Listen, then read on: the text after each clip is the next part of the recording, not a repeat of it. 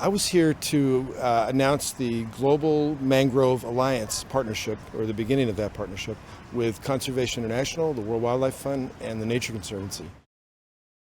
The Global Mangrove Alliance is a new partnership between Conservation International, the World Wildlife Fund, and the Nature Conservancy. And its purpose is to really bring mangroves to the top of the agenda, or near the top of the agenda, in the world right now. And this conference is the ideal place to launch this partnership. The benefits of this partnership are to bring mangroves, which are a coastal, really important coastal marine ecosystem, to the forefront. And it's one of the things that we can do in the ocean right now, not tomorrow, not the next day, but we can actually start right now. It's urgent, and it ticks boxes having to do with climate change, having to do with fisheries, and having to do with coastal protection of people that live along the coast. Conservation International has one of the world's first blue carbon projects focused on mangroves here in Indonesia. And by that I mean it's a project focused on understanding how much carbon is sequestered from the atmosphere into the mangroves. We call that blue carbon because the ocean's blue. Our target is to, first of all, arrest the destruction of protected mangroves today, and then increase the coverage of mangroves by 20% by 2030. Mangroves are important for several reasons. One is that they're able to sequester the excess CO2, not all of it, but some of the excess CO2 that we've been putting into the atmosphere by burning fossil fuels. And they're a great plant. They're a great plant because they don't just put it into their biomass, which most trees and grass and things do. They actually mineralize it down through their roots into the soil, and that's different. That's a better storage system. Mangroves also produce habitat for small fish. Small fish, juvenile fish, and other organisms, they like places to hide, right? Because everything's out to eat them.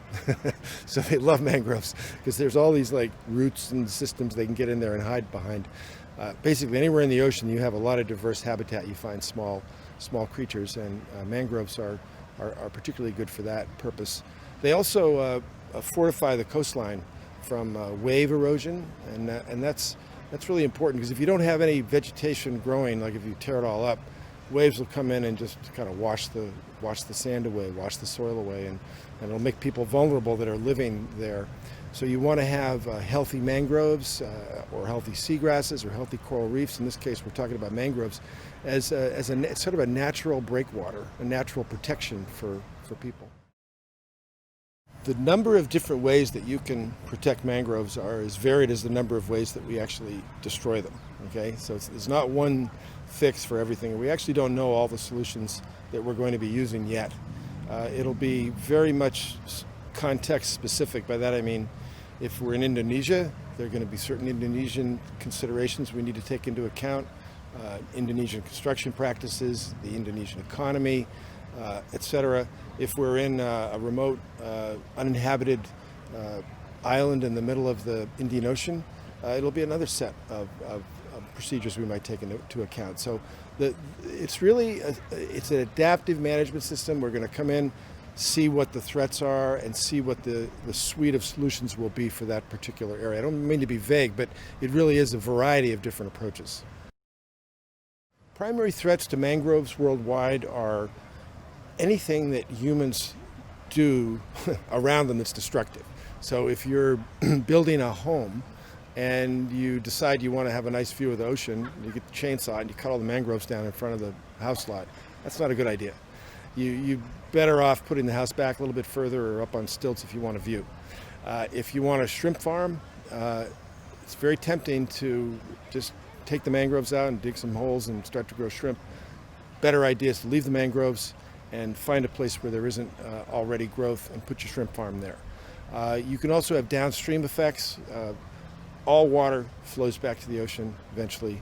So whatever you put in the soil will get into the local streams, and that'll end up in the mangroves. So if you're putting in reactive nitrogen or phosphorus or any number of chemicals that aren't naturally in the area, it can harm the system. You need to really look at all the threats.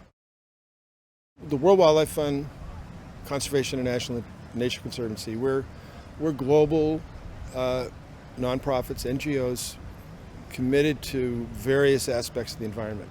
We're all pretty large, we're all pretty substantial. So when we stand together, it forms quite a block.